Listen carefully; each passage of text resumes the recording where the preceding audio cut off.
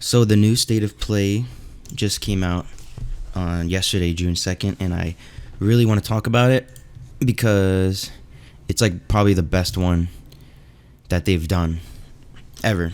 Because usually they're disappointing. Usually it's like one or two good announcements and then just a bunch of stuff I don't care about. But this one actually has a lot of games that I really want. And this State of Play is actually really good for survival horror fans. There's like a bunch of games in here that I actually would play that I'm hyped for. The first one is Resident Evil 4 Remake, which looks dank. It looks amazing. I just have to accept though that this is not going to be the same Resident Evil 4 that I played. Because Resident Evil 4 I've beaten probably like 30 times across PS2, PS3, PS4, Switch. And I think we even have it on PC, but I don't think I played it on PC. But I know this game back and forth. I know like literally where every collectible is. I know like where every enemy is. I know how to like cheese every part. I know how to beat every boss in the best way possible. Like, this is one of my favorite games ever. And I just have to accept that this remake is not going to be the same exact game. Because I think Resident Evil 4 to this day has like some of the best combat ever. Which is weird to say about a PS2 game that has tank controls.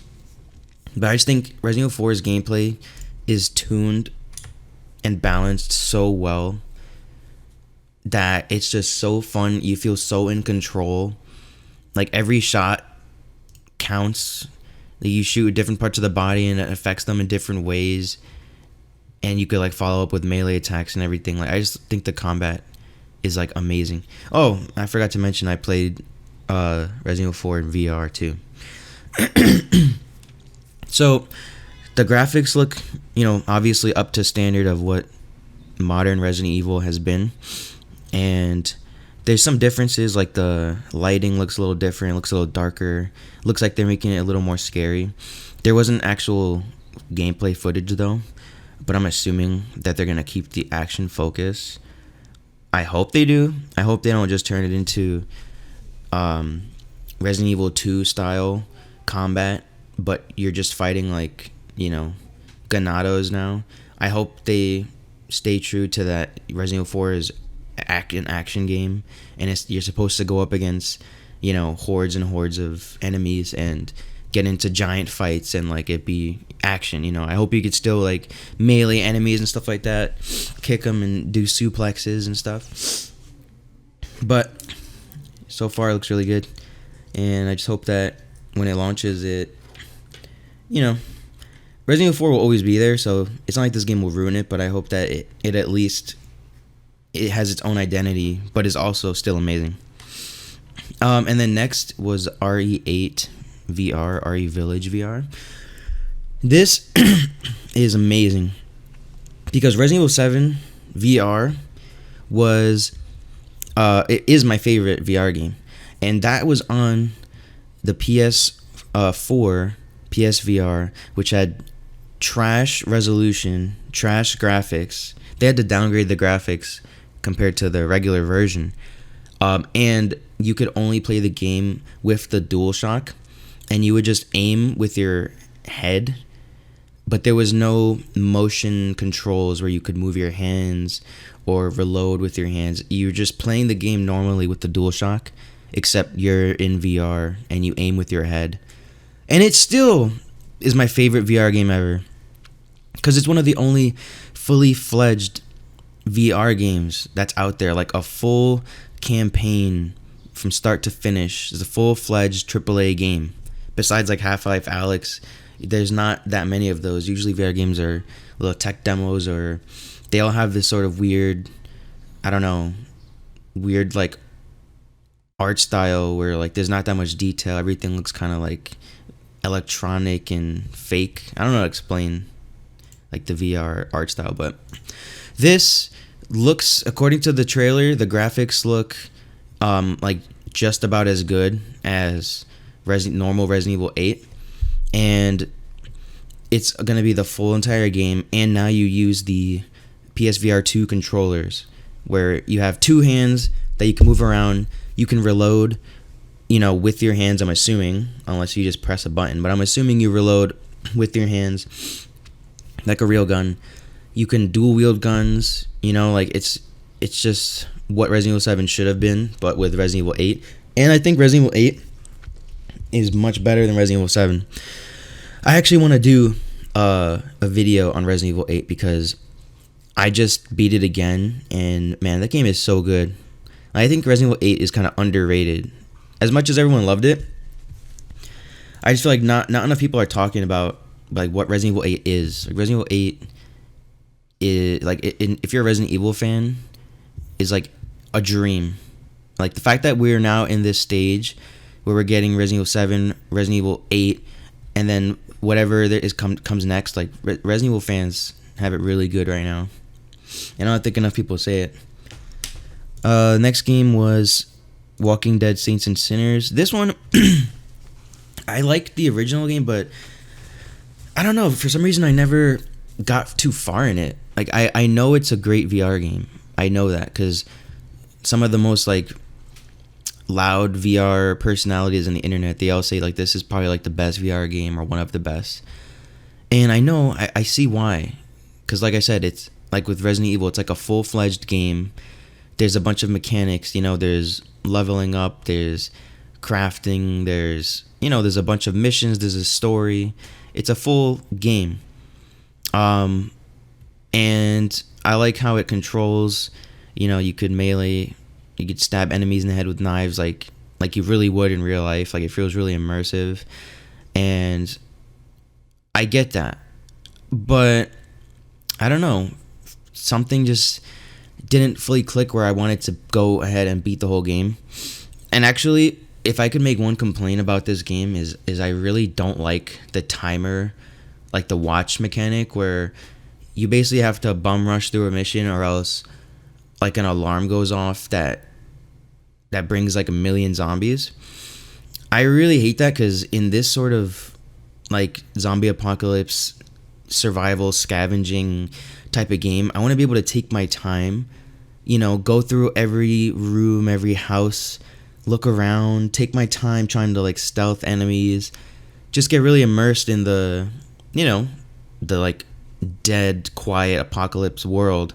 But you have this timer, so you feel like you have to rush through the mission or else, one, you're going to be bombarded by a million zombies.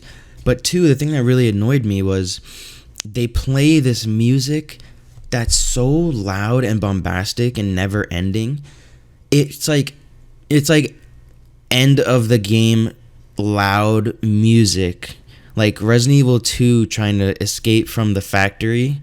Like they just play this like fast-paced loud music and it just like ruins the feel, because now you're just like listening to this loud music when before you're quietly walking around scavenging, and it just gives the whole thing like this artificial tension that I don't know, I just didn't like that. I wish that whole mechanic was not there so I could just take my time, be strategic. But I don't know, I don't see much people complaining about that, so maybe I'm just weird, but I don't really like that. But I'm gonna look into this game, the second one, the sequel, because I'm sure it'll have a lot of improvements. It should look better graphically. It should, they should fix things. Maybe that timer mechanic will be gone. We'll see. But I'll look into it and probably get it because I'm going to want games for the PSVR 2.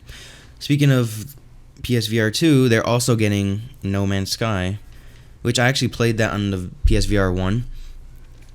And it was really cool, but I'm just not a fan of these types of games. I never really got into it. Just like pure survival, gather resources so you can create other things, and then you have to create things with that, and I don't know, just constantly farming resources and then constantly draining your resources and having to refill your resources. Like that type of game I never really got into. I'm not into like those pure just like here survive in the world type of things. But I will say it was one of the coolest VR experiences because of the fact that you could fly to other planets, and in VR, seeing planets that are like actual sized was really cool. Like flying away from a planet and being able to look down and see the planet get farther and farther, and because you're in VR, everything is like to scale, so it really feels like you're leaving a planet and going to a new planet. Like that was really cool. Like when I played it, I was like my jaw dropped, and I'm just like, wow, like this is so cool. But I'm just not a fan of that type of game where I'm gonna like play it for a long time. Plus, it looked really bad on the PSVR 1, so blurry. But I'm sure on the PS5 it's gonna look much cleaner. The controls will be better because, man, the PSVR Move controllers, just garbage. Those are the worst things ever. You don't have analog sticks. To move, you have to like push a button and then move your hand forward to walk forward, move your hand back to walk back. Like, just horrible. I know the moves weren't created with like VR in mind, but the fact that they were used didn't have analog sticks, and because of the light tracking, you'll constantly like go out of bounds of your setup and lose tracking, or it'd glitch out and you'd see your hands all stuttery. Like, those things are trash. So I'm so looking forward to the new PSVR that has like the in headset kind of tracking. That's gonna be much better. And then the next VR game is Horizon Call of the Mountain, which that looks really good. I just don't know if it's gonna be some amazing game, because obviously the graphics look amazing. They're probably like the best VR graphics out. I don't know if you compare it side to side with Half-Life Alyx, but they're definitely really good graphics for VR. But I just don't know exactly what the full game is gonna be like. I don't know how on rails it's gonna be, how open it's gonna be, and then the gameplay to me is unproved yet. Like fighting these big robots, sort of like Horizon style gameplay, but in VR with a bow. Because using a bow in VR doesn't really feel that good, in my opinion. It's kind of clunky. It's just a little weird, like, because you're not actually touching anything. So like nooking the arrow into the bow and then pulling, like sometimes it could feel weird. So I gotta see, but I could also see it being kind of cool. Like you use the focus maybe by raising your hand to your head and like clicking a button, and now you could scan the enemy and, you know, look at where all its weak spots and all of that. So I could see it being cool. I just don't know. I don't know like how big the game is, how open the gameplay areas are.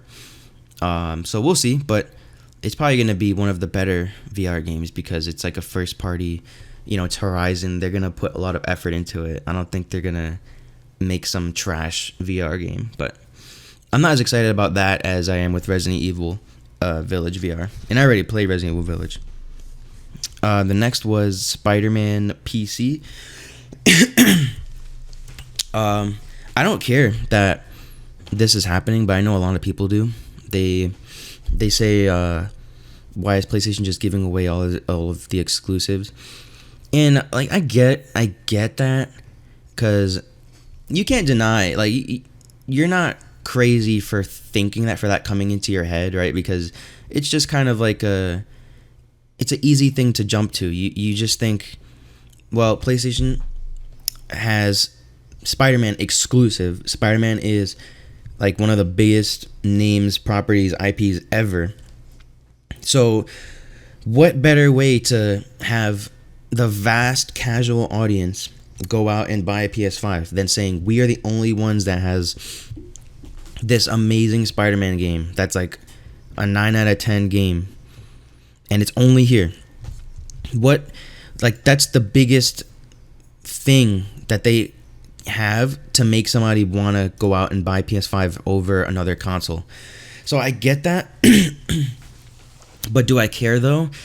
No, because I already played this game on PS4 and PS5, and you know, like, what's the harm? Like, I'm not affected by that. And if there's really like any data pointing towards PlayStation's beginning to decline because they got rid of their exclusives, that'll come out. But as of right now, there's no data for that, and I'm sure Sony thinks of these things, and they still made the decision to go to PC. So unless there's millions and millions and millions of people that are now not gonna buy PS5 and instead go to PC, I don't think it's gonna be a big deal.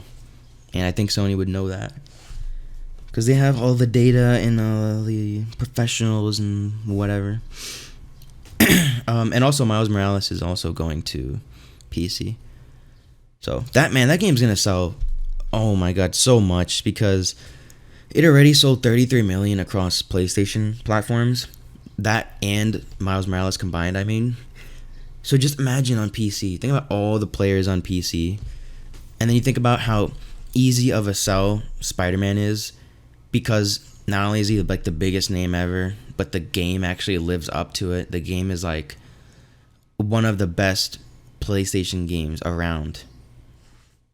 That game is gonna sell so much. The next one is Stray. Stray, I'm interested in. I'll probably get it because I love cats, but the graphics are really good, and it looks like I don't know, like a puzzle exploration type of game. It kind of reminds me of Journey, or I don't know, just those types of like indie games that, like Inside, or what's the black and white game? Limbo. It strikes me as one of those games where it's gonna be, I don't know, kind of have like some creepiness, like some type of subtle story that you can get into with a lot of environmental storytelling, and you have like these interesting environmental puzzles, probably like using physics and like stuff like that. But I don't know, it looks good. Like, I like how the animations look. The way the cat jumps and runs looks funny, but like in a good way, because cats look funny. Like, the animations look very realistic for a cat. And yeah, I'll probably get it.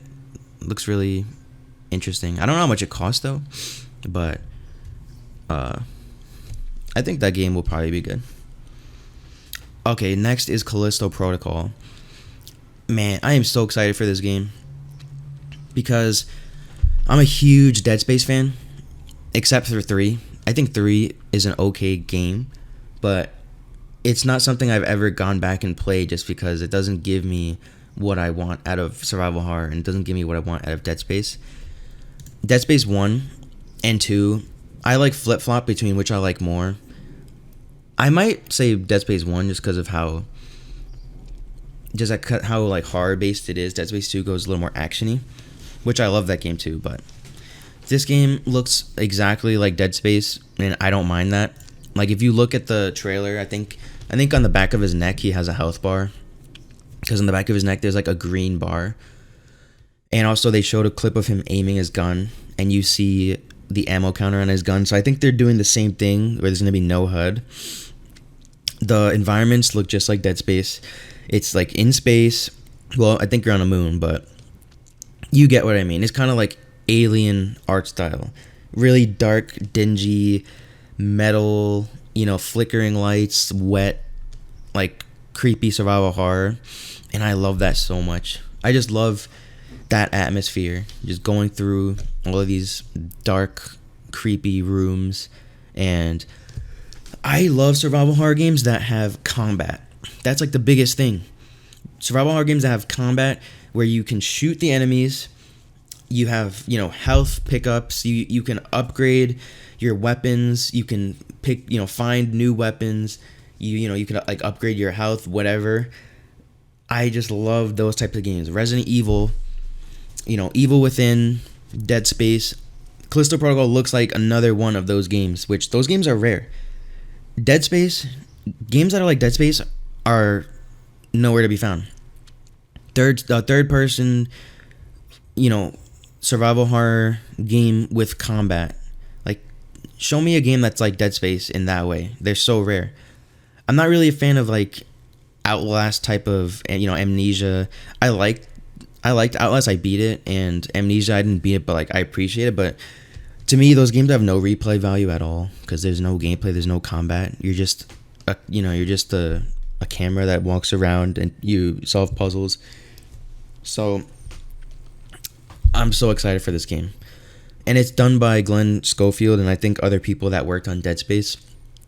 So they were able to create such a cool world and lore with necromorphs and the Ishimura and, you know, like these religious things. Like, just, I think they'll be able to create something here that could potentially spin off to books and, you know, TV shows. Like Dead Space had like little like anime movies and stuff like that. Like, I really feel like this game is gonna be good. There's nothing about this that looks bad. The graphics look amazing, and it just looks like, you know, the unofficial Dead Space sequel. And Dead Space remake is coming out like a month after this, so that's amazing for survival horror fans.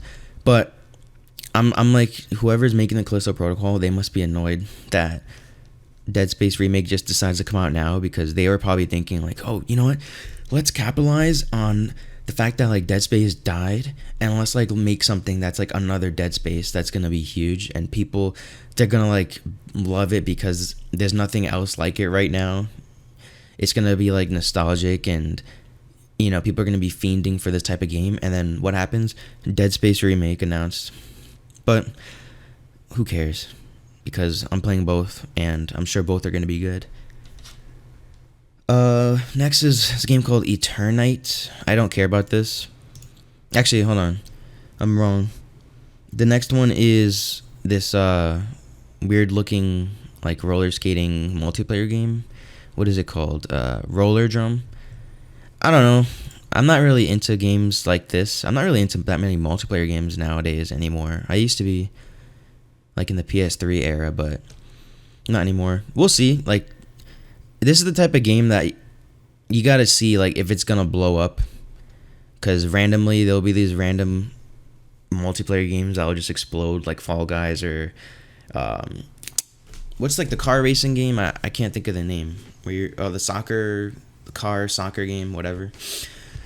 We'll see. It looks interesting because it's like guns and you're on roller skates. So whatever. Not my thing really, but we'll see if it really takes off. The next one is this game called Eternite. It's like some anime action game. I don't really care. I'm not into these types of games. Only reason why I'd ever play something like this is if it gets like the greatest reviews ever. Like, you can't miss out on this. But I'm not really into like anime type of games. So yeah, skip for me. And then Street Fighter 6. Same, I'm not really into this. The only like fighting game series that I ever played was like Mortal Kombat and Tekken. I got Tekken 7 and actually played that for like 120 hours, but I haven't played like the last couple of Mortal Kombats. I think I played Mortal Kombat 9 a lot, but yeah, I never played Street Fighter. Don't really care, but just from like an outsider view, it looks good because it's like it looks like they put more work into this, or there's like open world, or at least like a hub world where you can run around and interact with people and pick fights and stuff, which I like that stuff in fighting games, like these little extra modes that just give the game more variety instead of just the only thing you could do is just, you know, just fight, you know, in a match, and that's it. So this game will probably be good, but I don't care. I'm not gonna play it. Then there was Tunic, some indie game, isometric type of game. Looks kind of like that game with the dove. I forgot what it was called. Something dove. But yeah, I'm not gonna play that either. It's not really my type of thing. I have a PC and Game Pass, so I probably could have already played it, and I just haven't had the interest. Yeah, so I think now is like when I don't really care about the rest. There was this other game called Season, this indie game. Don't care. And then Final Fantasy 16.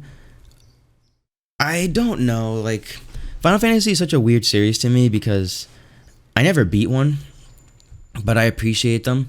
And there's only two that I really would say like I like, and that's Final Fantasy X and Final Fantasy VII Remake. Final Fantasy X I've gotten close to beating, but I just haven't. For some reason, I always stop, and then I start again, then I stop, then I start again. But I don't know. That game is kind of just like a nostalgia thing for me because I saw it like when I was young, and like I just know it really well. Like I know the characters and the music and everything really well. So I like that game a lot. And Final Fantasy VII Remake I played a decent amount, and I could see that it's a really good game. And I just haven't beaten it. But like it's like one of those series that I can appreciate. Like I wish I would get hooked, and I wish I would like, just get into it where I'm like obsessed and like can beat it, because I know people really love Final Fantasy 16. But from what what I'm seeing and from what I've heard of the reactions, like people are saying it looks really really good, and like the people attached to it are good too. So yeah, I'm probably not gonna play it unless it gets like the greatest reviews ever, but it looks fine. And that's really it. So this state of play, a lot of things I would play. Resident Evil 4, definitely. Resident Evil 8 VR, definitely. Saints and Sinners, most likely. No Man's Sky, we'll see. Maybe if I get like a free upgrade or something. Horizon Call of the Mountain, yeah, I'm definitely gonna try that out. Spider-Man PC, I probably won't play it because I have it on PS5. PS5, you already have it at like 60 FPS, amazing graphics, like almost 4K, instant loading times. Like there's not much that can be upgraded. Obviously, you could bring the frame rate up to whatever your PC can do, like 144, bring up the resolution to native 4K, but that's also a type of game that I wouldn't play with a mouse and keyboard, so I would just hook up my control to my PC, and now I'm just playing Spider-Man on my small little computer monitor with a control. Only thing I'm really benefiting from is probably a better frame rate. Actually, not even a better resolution, because my monitor is 1080p for my computer. So I don't see much of a reason to get it. But for anybody who doesn't have a PS4, PS5, definitely Spider-Man. Like, why not? Stray, I think I'm going to get. Looks good. I love cats. I want to be a cat. Callisto Protocol, yes, 100%. Day one, getting it. And the rest I don't care about. Eternite, don't care. Street Fighter, don't care. Tunic, don't care. Final Fantasy 16, unless it's like some you can't miss it type of game, probably won't get it. So that's it. That's my opinions on the state of play. I'm definitely going to make Resident Evil 8 kind of like review, because I just beat that game and I'm like, wow, we got to talk about this. So, yep, that is my opinions on the state of play. Goodbye.